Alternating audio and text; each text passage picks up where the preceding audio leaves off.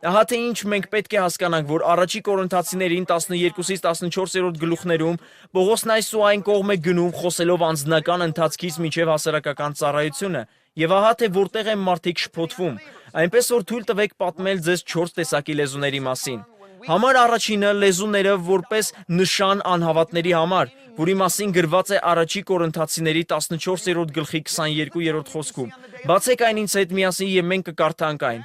Բոլորդ ասացեք լեզու համար մեկը։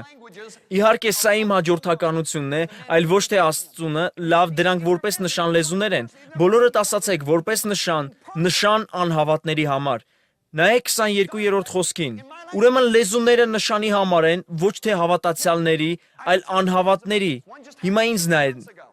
Սրանք ինչ լեզուներ են։ Սա այն է, երբ մենք խոսում ենք որևէ երկրային բարբառով, այն դեպքում, երբ մենք չունենք դրանով խոսելու բնական ունակություն։ Դուք ինձ հետ եք։ Սա այն լեզուներն են, որոնք մենք տեսնում ենք Պենտեկոստեի օրը, երբ առաքյալները, որոնք չունեին կրթություն, խոսեցին ամբողջ աշխարհի լեզուներով եւ մարդիկ լսեցին, թե ինչպես էին նրանք խոսում եւ ասացին. նրանք անգրագետ են, նրանք համալսարան չեն գնացել եւ այդ լեզուները չեն սովորել, եւ չնայած դրան նրանք կատարյալ կերպով խոսում են իմ լեզվով։ Տեսնում եք սա, ես կարող եմ պատմություններ պատմել ձեզ սրա մասին։ Մեկը տեղի ունեցավ մի 2 ամիս առաջ։ Ես քարոզում էի մի հավաքույթում եւ իմ անձնակազմի մարդկանցից մեկը նստած էր ամենաետին մասում։ Դե գիտեք թե երբեմն ինչպիսի մարդիկ են գալիս ծառայություններին։ Նրանք գալիս են եւ ցանկանում են լինել ետևում եւ տեսնել թե ինչ է տեղի ունենում, լավ։ Երբեմն ետևում շատ քաղցած մարդիկ են նստած։ Ինչ սխալ մի հասկացեք, բայց շատ դեպքերում ոմանք գալիս են բոլորովին այլ նպատակներով։ Այնպես որ այդ կինը նստած էր ամենաետևում եւ ես 2 ժամ էի քարոզում այդ երեկո։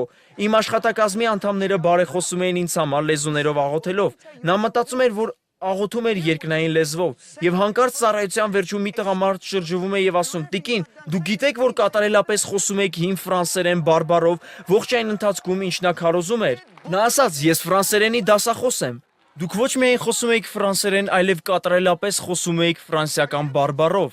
Նա ասաց. «Դուք խոսում եք ֆրանսերեն»։ Նա այսպես արեց. «Parlez-vous français»։ Նա ասաց. «Ոչ»։ Նա ասաց. «Թույլ տվեք ասեմ, թե ինչ էիք դուք անում։ Դուք ասում եք կատարյալ ֆրանսերենով աստվածաշնչյան մի համար, եւ երբ ավարտում եք, նա